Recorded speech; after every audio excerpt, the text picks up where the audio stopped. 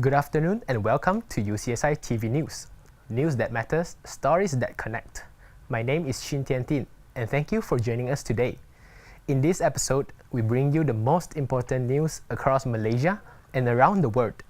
From policy decisions that influence our nation's future to international events shaping economies and communities, our mission is to deliver the stories that truly matter with clarity, context, and depth. Now let's begin with today's top stories. Authorities in Sri Lanka have issued new landslide warnings as the nation battles one of its deadliest monsoon seasons in recent years. Continuous heavy rainfall has triggered massive landslides and widespread flooding, devastating multiple districts and leaving communities buried under mud and debris. The Disaster Management Center reports that the death toll has climbed to 607, with hundreds more missing or injured. Tens of thousands of residents have been displaced and are currently seeking shelter in emergency relief centers. Humanitarian organizations are distributing food, water, and medical aid, while authorities warn that conditions may worsen if the rains persist. With the ground highly saturated, the risk of additional landslides remains extremely high. One of its worst natural disasters in years. Heavy monsoon rains have triggered massive landslides and flash floods across multiple districts. Authorities report at least 607 people dead, with many more missing. Entire villages have been wiped out as hillsides collapse under days of continuous rainfall. Rescue teams are struggling to reach remote areas due to dangerous conditions, destroyed roads, and ongoing mud movement. Thousands have been forced into emergency shelters as their homes remain buried or unsafe to return to. Officials warn that the rainfall has not stopped and the risk of additional landslides remains extremely high. Sri Lanka is now under nationwide warnings as humanitarian teams rush to provide food, water, and medical. Taiwan's Ministry of National Defense has confirmed that multiple Chinese warships have been detected operating near the island's surrounding waters, heightening tensions in the already sensitive Taiwan Strait. The vessels were observed conducting coordinated maneuvers, which Taiwan describes as part of China's expanding and increasingly assertive military operations around the island. In response, Taiwan has strengthened its surveillance posture, deploying aircraft, naval patrols, and radar systems to closely monitor movement in the region. Officials reaffirmed that Taiwan remains fully capable of safeguarding its security and is actively communicating with international partners who support stability in the Indo-Pacific. The situation remains under close watch as global attention turns once again to the strategic importance of the Taiwan Strait. Taiwan's Ministry of National Defense has confirmed the presence of multiple Chinese warships operating near its waters. These ships were detected moving in formation, which Taiwan describes as part of China's intensified military operations around the islands. Taiwan responded swiftly by increasing surveillance, deploying patrol aircraft, and coordinating with international partners who closely monitor developments in the Indo-Pacific. Experts warn that this marks another step in a growing pattern of military pressure from Beijing, raising fears of potential miscommunication or escalation. Taiwan maintains that it remains fully capable for protecting its territory, while urging calm among its citizens. Leaders continue to call for restraint as the situation evolves. Okay.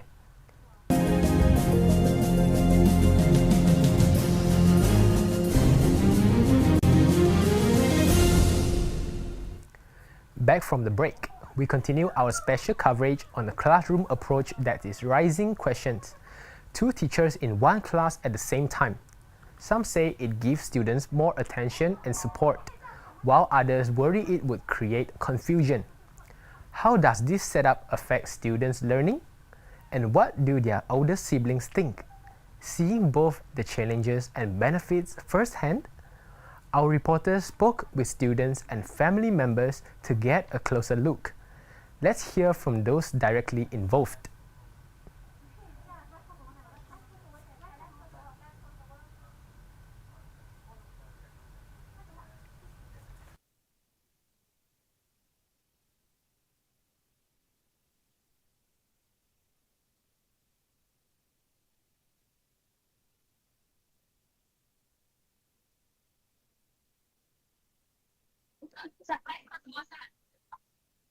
Uh, Hi, good afternoon. I'm Rashini here reporting for UCSI TV News.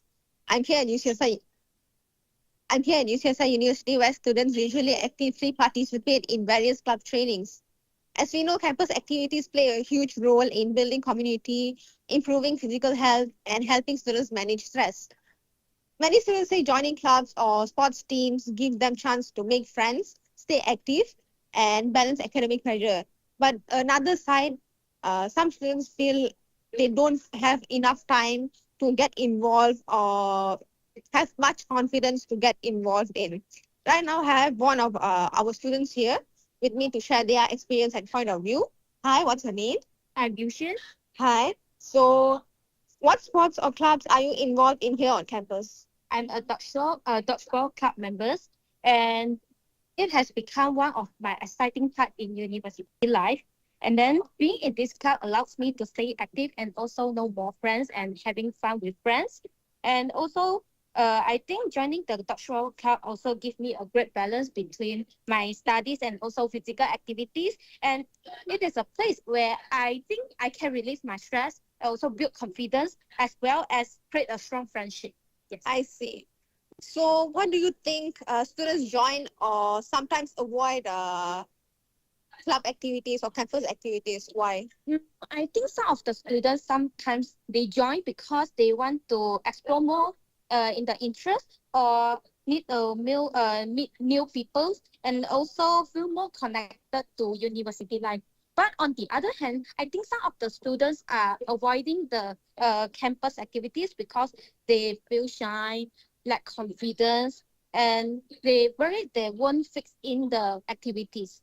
And other may feel that they don't have enough time for the academic as well as because of the pressure or the part-time jobs, they don't have time to go participate in the activities. Okay, so has joining a club or sports team improved your university experience so far? Yeah, definitely.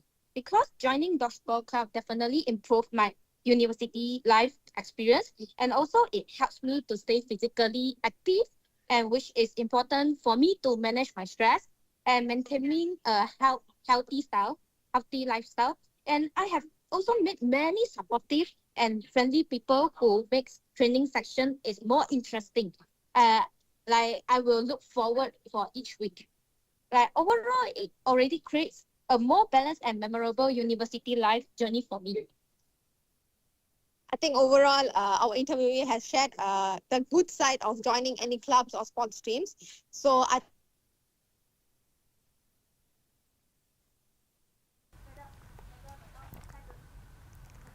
Thank you to the live crossover team for bringing the camera back to the studio. And now for your weather update for Kuala Lumpur over the next 3 days. On Tuesday, 9 December, we are expecting significant weather activity. Prepare for heavy thunderstorms dominating much of the day. Due to the cloud cover and rain, temperatures will be cooler than usual, with a high of only 29 degrees Celsius and a low dipping to 22 degrees Celsius. Moving into Wednesday, 10 December, the stormy pattern persists. We anticipate another round of heavy thunderstorms, bringing significant rainfall to the Klang Valley. It will feel quite cool and damp, with the temperature peaking at just 28 degrees Celsius and a low of 23 degrees Celsius. On Thursday, 11 December, while the intensity of the lightning may decrease, we expect steady rain and showers to continue throughout the day. It remains overcast, with highs staying around 28 degrees Celsius and lows nearly 23 degrees Celsius. With this intense monsoon weather pattern, you will want to stay vigilant. Keep an umbrella handy at all times, Be conscious of flash flooding in low-lying areas and allow extra travel time as roads will be wet and visibility low. With the continued monsoon surge, residents should also keep an eye on official weather alerts as conditions can change rapidly. Local authorities may issue advisories or warnings, so staying informed will help you make timely decisions during this period of unsettled weather. That's your 3-day outlook for Kuala Lumpur. Stay safe and plan ahead. Turning now to our special report.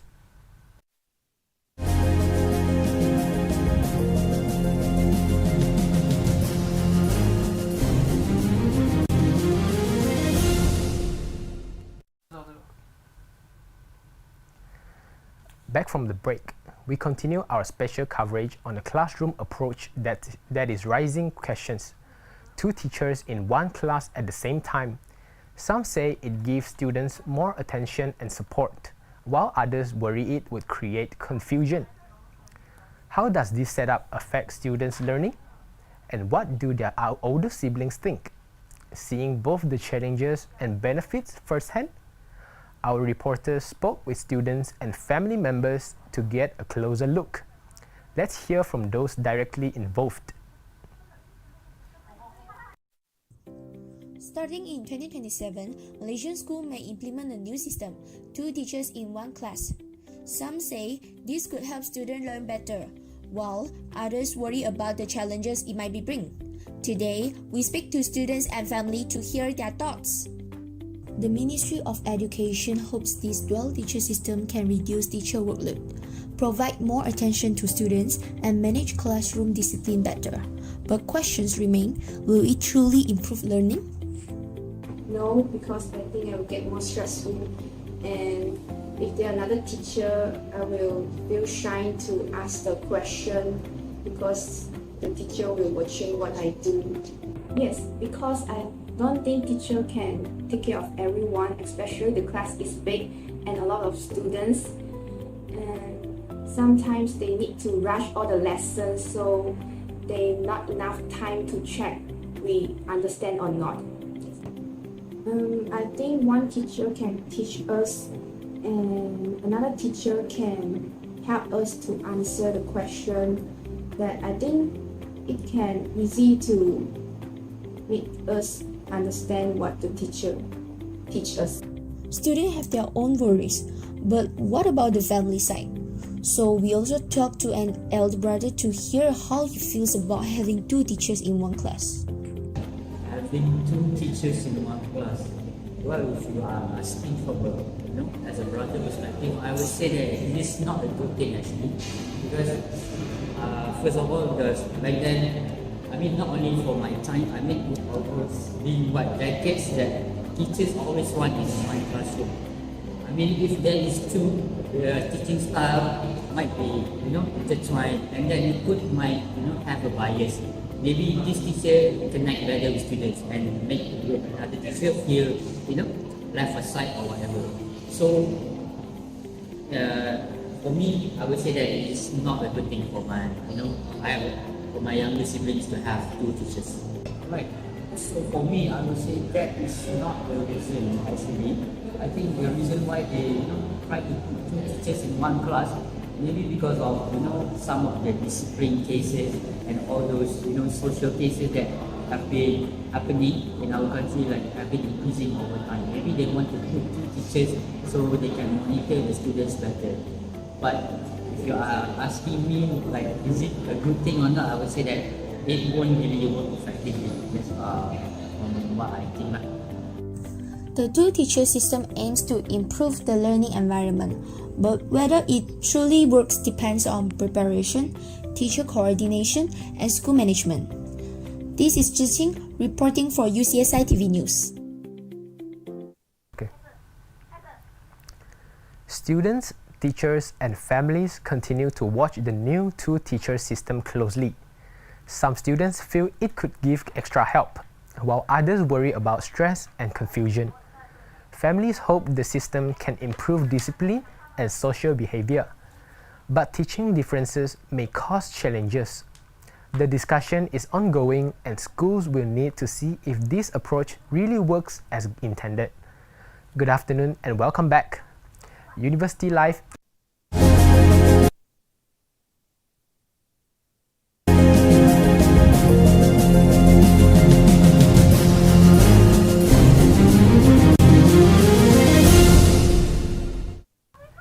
University students live fast and demanding lives, balancing classes, assignments, friendships, and personal well-being. For many of them, certain items have become essential tools that keep their daily routines organized and manageable. Students also noted that portable chargers and noise-cancelling headphones have become lifesavers during long days on campus. These items help them stay productive even when they are constantly on the move. Many say that without these small but reliable tools, staying focused and efficient will be much harder. In this special report, we explore what items matters the most to students and why these tools play such an important role. Many share that their phones and laptops are now the core of both their learning and daily tasks, helping them manage time, complete work, and stay on track. Let's hear what they have to say. University students lead busy, fast-paced life, juggling academic responsibilities, social interactions, and personal well-being.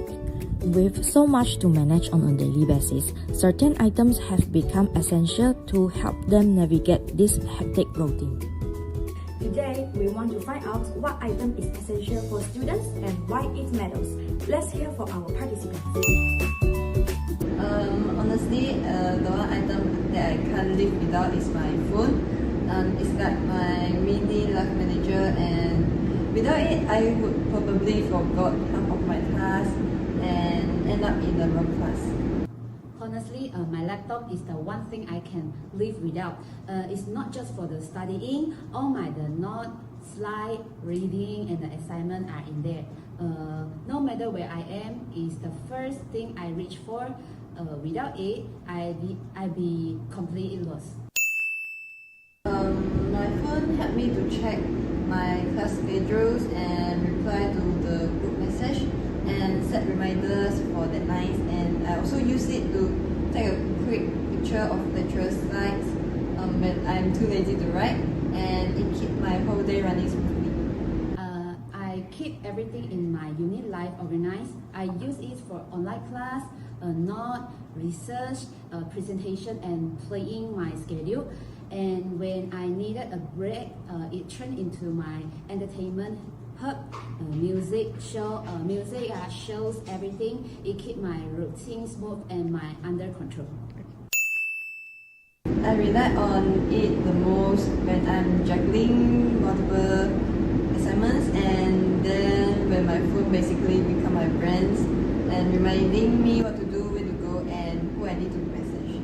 I use it the most when the unit get hectic, especially during the assignment last week when multiple deadlines hit on it, and it is only the thing that helped me keep up and finish everything on time. Through my interviews with our participants, we found that the most essential items in a university student's daily life are their phones and computers. Phones are not just for communications, they have become an essential part of a student's life. Through phones, we manage our schedules, check emails, browse the internet for research, and even handle our finance. As for laptops, they are essential tools for coursework and academic tasks. In class, we use computers to take notes, attend online lectures, or access ebooks and academic resources. Whether it's writing essay, preparing for exams, or conducting project research, computers are at the core of a student's learning and work. Thanks for watching. See you next time. From our interviews, we found that phones and laptops are the most essential items for university students. Phones help manage schedules, reminders, and class updates. Laptops support studying, online lessons, research, and assignment work. Together, they keep both learning and daily routines running smoothly. Moving on to entertainment news. Directed by James Cameron, the science fiction film Avatar: Fire and Ash is scheduled for release mid this month. It opens in Malaysian cinemas on December 18th. Followed by a global release on December 19th.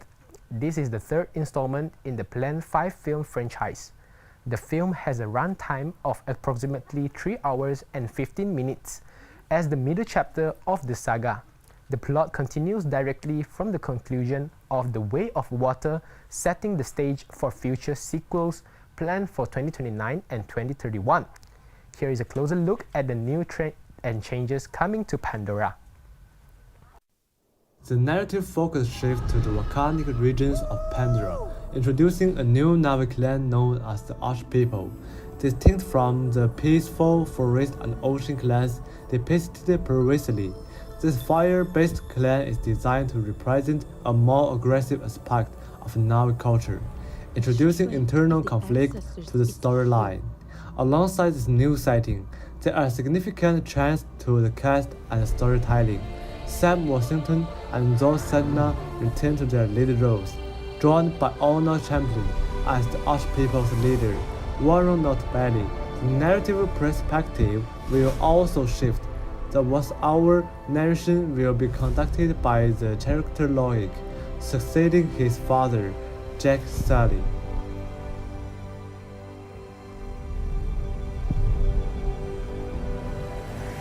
You cannot live like this, baby. Malaysia is moving forward with preparations to host the 34th Southeast Asian Games in 2027, making a major milestone for the nation's sports landscape. The event will feature a unique multi-cluster format with competitions scheduled across Sarawak, Penang, Johor, and Kuala Lumpur. This approach aims to expand participation, spread economic benefits, and showcase the diversity of Malaysia's regions. Organizing committees are now focused on upgrading stadiums, improving transport infrastructure, and strengthening athlete support systems. Sarawak is anticipated to host a significant portion of the events and potentially the opening ceremony, while Kuala Lumpur is being considered for the closing ceremony. Officials say the 2027 SEA Games will highlight Malaysia's capability to host high-profile, multi-venue events, bringing together athletes, fans, and cultures from across Southeast Asia.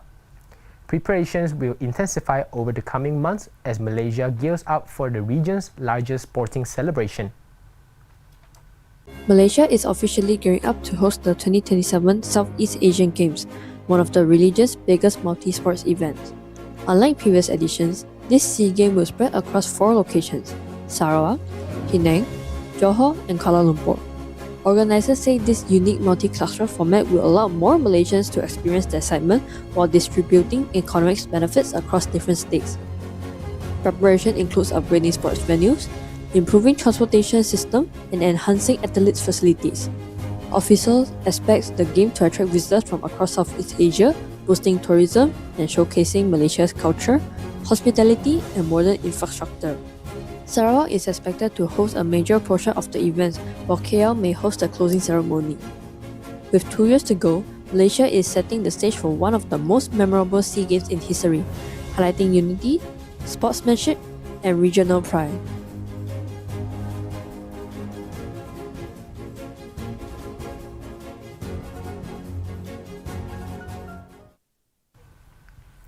This year marks the beginning of a new jiazi, a new 60-year cycle of diplomatic relations between China and France. Amidst a complex and shifting international landscape, the question of how these two nations will navigate the future has drawn global attention. By emphasizing their roles as independent major powers and addressing global challenges together, China and France are demonstrating that nations with different systems and civilizations can achieve mutual success through equal dialogue. This partnership does more than sever bilateral interests. It injects much-needed stability into an uncertain world.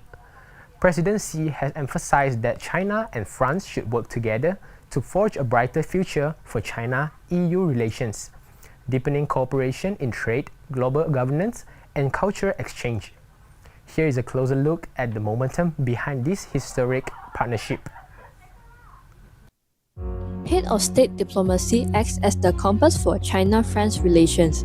In this landmark year, President Xi Jinping and President Macron have maintained close high-level interaction. Their frequent visit and strategic communication have set a steady course for the future. The scope of cooperation is expanding rapidly. Beyond traditional trade, the two nations are unlocking potential in emerging sectors such as artificial intelligence, the green economy, biomedicine, and the silver economy. President Xi has welcomed France's participation in China's modernization, pushing for open and resilient supply chains. As global powers, China and France are strengthening coordination within the UN framework to uphold multilateralism. They are standing together to address climate change and govern AI development. From strategic alignment to a two-way rush of cultural and people-to-people exchange, the China-France relationship remains a pillar of stability. It continues to lead the way for healthy China-EU relations, moving confidently into the next 50 years of cooperation. This is UC. Stop.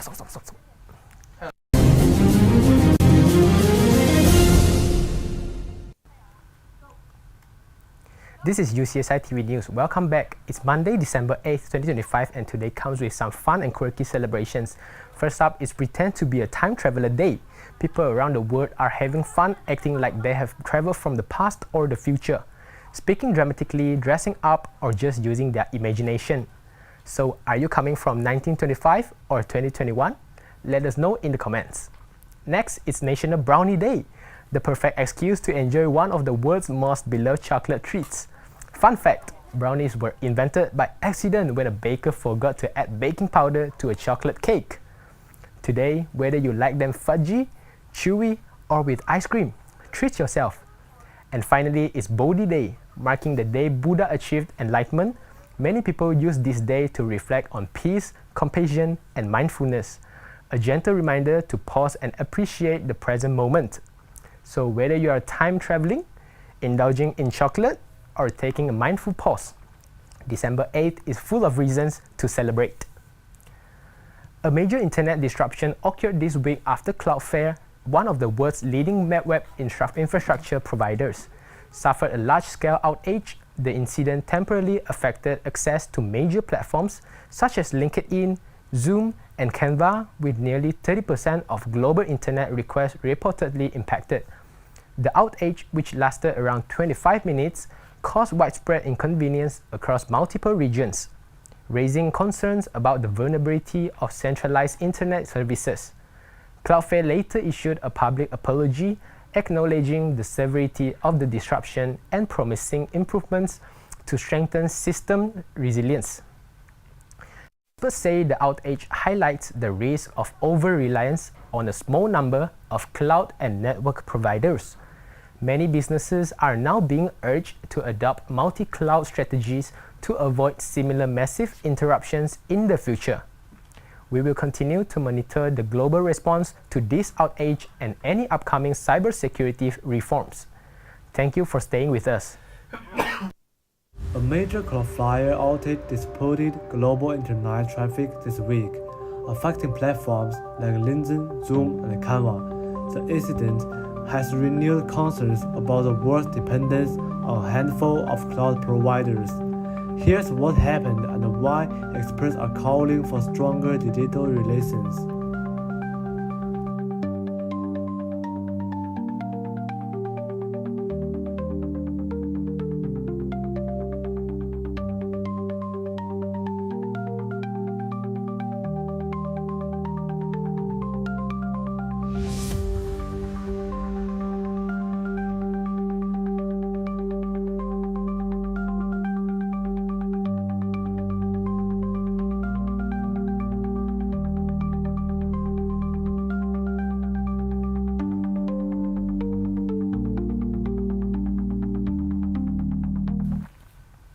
Thank you for watching UCSI TV News.